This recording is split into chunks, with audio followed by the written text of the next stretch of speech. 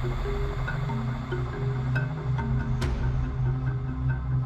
और जहां गाजा में इजराइल और हमास लड़ाकों के बीच छिड़ी जंग रुकने का नाम नहीं ले रही है, वहीं इजरायली नेता इस आग को और भड़काने पर उतारू नजर आ रहे हैं। हुआ यूं कि इजराइल के दक्षिणपंथी नेता इतामार बेन गवीर हजारों यहूदियों के साथ यरूशलेम के विवादित अल अक्सा मस्जिद पहुंच गए। बताया जाता है कि इजरायली नेता के इस कदम से अरब देश चौकन्ने हो गए। हालांकि यहाँ तक तो सब ठीक रहा, मगर इसके बाद बेन गवीर ने भड़काऊ फैसला लेते हुए अपने समर्थकों के साथ मस्जिद परिसर में प्रार्थना कर डाली। ऐसे में उनका अल अक्सा मस्जिद दौरा पूरी तरह से मुस्लिम देशों के लिए आग में घी डालने वाला रहा। दरअसल फ्लैश पॉइंट साइट में जाकर प्रार्थना पर कई सालों से प्रतिबंध लगा हुआ है। इजरायली नेता ने इसे ताक पर रखते हुए प्रार्थना की, जिसकी अब पूरी दुनिया भर में आलोचना हो रही है। तो वहीं इस कदम से इजराइल बैकफुट पर आ गया है। अरब देशों ने तो इस पर तीखी प्रतिक्रिया दी ही। इजराइल के सहयोगी अमेरिका और पश्चिमी देशों ने भी खूब खरी सुनाई है। इजराइल के राष्ट्रीय सुरक्षा मंत्री बेन गवीर ने अल अक्सा में लंबे समय से चले आ रहे प्रतिबंध को नजरअंदाज कर गाजा में हमास को हराने की कसम खाई। ये घटना ऐसे समय में हुई है जब हमास चीफ इस्माइल हानिया की हत्या के बाद इजराइल पर ईरान और लेबनान की ओर से हमले की आशंका बनी हुई है।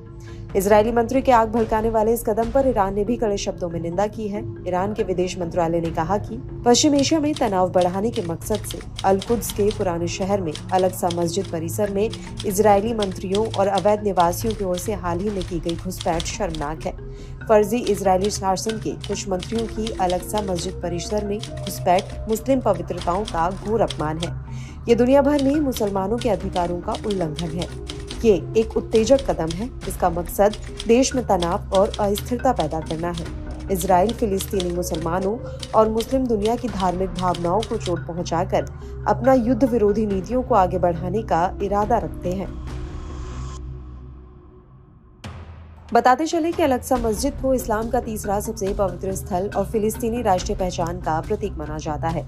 इजराइल भी इसे यहूदी धर्म का सबसे पवित्र स्थान बताता है, क्योंकि मस्जिद परिसर में डोम ऑफ द रॉक भी शामिल है।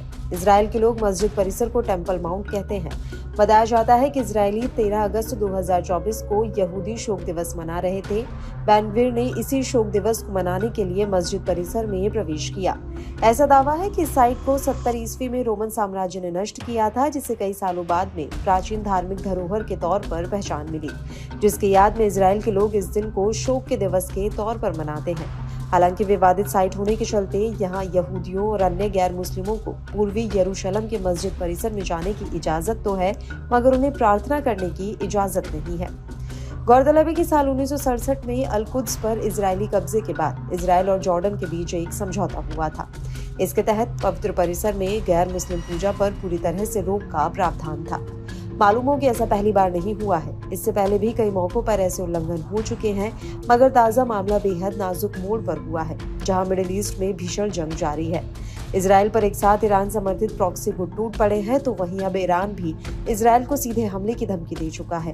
दोनों देशों के बीच किसी भी वक्त बड़ा युद्ध छिड़ने का अंदेशा जताया जा रहा है। बता दें कि बीते कुछ सालों में बेन गवीर जैसे धुर दक्षिणपंथी राष्ट्रवादी नेताओं ने इन प्रतिबंधों को ताक पर रखकर अपनी मनमानी की है। इसका नतीजा पूरे इजराइल को भुगतना पड़ता है। तो वहीं अरब देशों का गुस्सा पूरी तरीके से इजराइल पर फूट पड़ता है। यही वजह है कि इन उल्लंघनों से फिलिस्तीनियों की हिंसक प्रतिक्रियाएं देखने को मिलती रही हैं। तो वहीं इजराइल को लेकर उनकी दुश्मनी और तीखी हो जाती है।